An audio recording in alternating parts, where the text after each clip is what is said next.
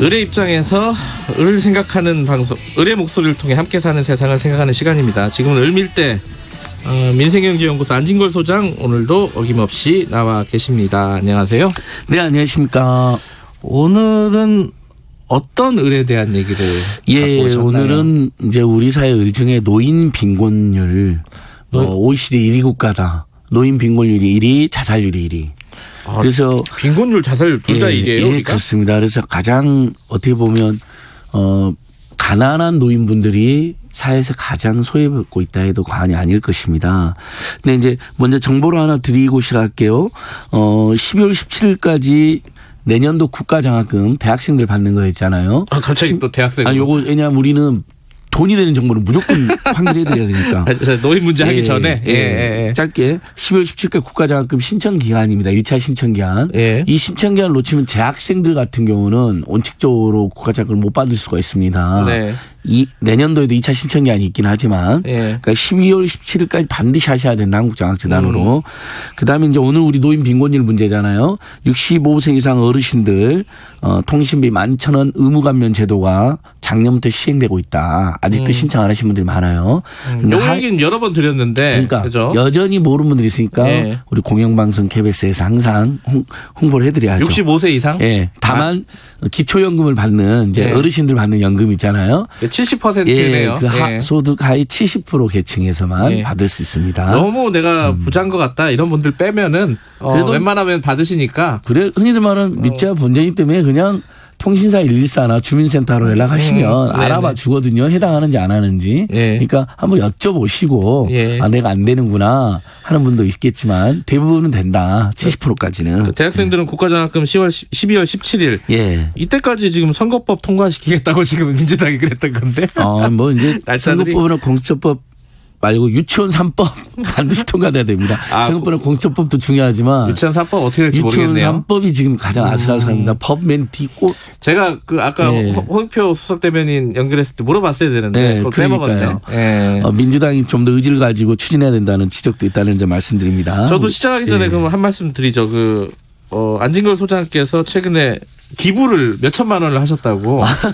뉴스가 많이 났던데요? 왼손이 하는 일 오른손이 알게 해야죠. 요즘에는요. 그래야 어디다 이렇게 기부를 하신 거예요? 그러니까 연말이니까 따뜻한 뉴스 하나 하겠습니다. 제가 그 TBS TV 민생연구소를 진행하는데 거기서 이제 방송료를 주시더라고요. 그다음에 상지대 초빙교수 비리재단 몰아낸 다음에 초빙교수가 됐는데 거기서도 이제 급여를 주시더라고요. 조금. 그다음에 저서가 있었습니다. 되돌아보고 쓰다라는 책이 있는데 가난한 이들 위한 민주주의라는 부제인데요. 저는 이제 민주주의가 우리가 by the people, for the people, of the people 하잖아요. 좀 더 나아가야 된다. by the poor, of the poor, by the poor. 짧게 하려고 그랬는데 지금 길어지고 있습니다. 그래서 그래 맞는 돈으로 인권시민단체 활동가들 3분의 1이 최저임금 못 받고 있다는 조사 결과가 나와서 제가 충격을 받았습니다. 그래서 거기 인권재단 사람의 1,000만 원, 그다음에 비리재단 뭐라는 지방대학의 상징으로 상지대 1,000만 원, 그다음에 시민단체 활동가들의 공익협동조합이 있거든요. 동행이라고 거기에 200만 원 이렇게 됐습니다. 부끄럽습니다. 대단하십니다. 제가 부끄러워지려고 그래요. 저도 출연료 받는데 저 혼자 쓰는데. 근데 어저께 이제 토론회 갔는데 사무금융노조에서 하는 우분투 재단이라고 비정규직들만 돕는 재단이 있습니다. 아주 열악한 노동자들만 거기에도 또 출연 약정을 해가지고 지금 돈을 내야 될 상황입니다. 스윗드림님이 유튜브에다가 안진걸을 총리로 임명하는 게 어떠냐라는. 안 됩니다. 저는 제 원래 캐릭터대로 길거리 적폐 세력으로 거리의 정치를 하도록 하겠습니다. 알겠습니다. 아까 노인 얘기 좀 이어가 보면 바로 말씀드리겠습니다. 요번에 국회에서 뭔가가 통과가 안 됐다면서요. 노인들을 위한 법이. 그러니까 아주 쉽게 말씀드릴게요. 자, 정말 혼자 사는 1인 노인가 기준으로 최저 생계비 중에서도 가장 반드시 필요한 돈이 생계급여입니다. 그게 한 51만 원쯤 돼요. 그러니까 일명 이제 극빈층이죠. 그렇죠. 정말 노인들 중에서. 일단 OECD에서는 이제 빈곤율은 두 개가 있는데 최저 생계비 이하면 절대 빈곤층. 그다음에 중위소득의 50% 이하밖에 못 벌고 있다. 1인이든 2인이든 보통 둘이 살거나 혼자 사시니까요. 그러면 상대적 빈곤층이라는데 우리가 지금 OECD 통계에서도 43% 뭐 어떤 데는 48%까지도 나옵니다. 왔다 갔다 합니다. 이 정도로 노인 빈곤이 심각합니다. 그건 이제 다들 인정하고 있는 내용이거든요. 뭐 진보든 중도든 보수든. 네. 자, 이런 상태에서 혼자 사는데 체제생계비 중에서 생계급여, 이제 체제생계비는 생계급여가 있고 주거급여가 있고 의료급여가 예. 있고 교육급여가 있습니다. 그중에서 가장 본질적인 게 생계급여겠죠. 예. 51만 원쯤 줍니다. 예. 너무 작다는 느낌이 들죠, 일단. 51만 원 어떻게 원으로 한 달에 살을 예. 반값도 내고. 예. 예. 아니 이제 주거급여는 따로 주긴 하는데 예. 어쨌든 가장 중요한 게 생계급여잖아요. 그러니까 예. 최소한 식료품 뭐 의류 뭐 이런 거 다 포함해서요. 옷값, 예. 음식값. 근데 이것도 너무 적은데 자 아까 말씀드린 것처럼 소득의 70%는 국민연금에 가입돼 있지 않은 분이 많기 때문에 네. 연금이 없잖아요. 그렇죠. 그러니까 기초급여라는 걸 우리가 기초연금이라는 걸 만든 겁니다. 예. 그래서 20만 원에서 25만 원, 30만 원까지 이렇게 주고 있지 않습니까? 최대 30만 원. 최대 30만 원까지 예. 이제. 근데 자 내가 김경래 누나가 안진걸 노인이 너무 힘들어가지고 소득도 없고 그래서 네. 30만 원을 받았어요. 기초연금을. 네. 그래서 그러면 내가 체제생계급여 51만 원에다가 기초연금 30만 원을 받아서 81만 원. 80만 원 정도로 예. 이제 그럼 한 달 훨씬 조금 더 여유가 생기는 거 아닙니까? 예. 근데 우리 기초생활보장제도 이제 여기서는 이제 기초생활보장제도가 나옵니다. 이제 요건 노인뿐만 아니라 모든 가난한 분들이 김대중 정부 때 통과된 우리나라 복지의 가장 획기적인 제도라고 합니다. 예전에는 생활보호 대상자나 영세민이란 말이 있으니까 그거 다 없어졌습니다. 예. 시혜 대상이 아니라 헌법에 의해서 인간다운 삶의 권리를 청구할 수 있는 권리가 있는 대상으로 해서 기초생활을 보장, 그래서 기초생활 수권자라고 합니다. 권리가 있는. 그러니까 국가는 의무가 있는 것이고요. 의무가 있고 예. 본인은 권리가 있는 거예요. 예. 이런 개념이 불편한 분들이 일부 있다 하더라고요. 근데 그게 이제 현대 민주국가의 기본적인 책무인 거죠. 네. 그래서 51만 원을 내가 달라고 청구를 했어요. 이제 네. 줘야 되잖아요. 근데 그 극빈층 노인으로 분류가 되었고 분명히 30만 원이 들어왔잖아요. 그 아까 말한 기초연금이. 네. 근데 그 30만 원을 소득으로 잡아버리는 거예요. 그러면 지금 우리 기초생활보장제도는 소득인정액이라는 제도가 있어서 네. 본인이 예를 들면 20만 원을 벌었다. 폐지를 열심히 정말 새벽부터 일어나고 밤늦게까지 20만 원을 벌었다. 네. 그걸 소득으로 잡는 거예요. 나머지만 줘요. 자, 생계급여가 51만 원이잖아요. 그럼 소득이 지금 기초연금 30만 원 받았다. 30만 받은 걸 그걸 빼고 21만 원만 주는 거예요? 하나도 늘어나지가 않았어요. 그리고 어떤 문제가 발생하겠어요.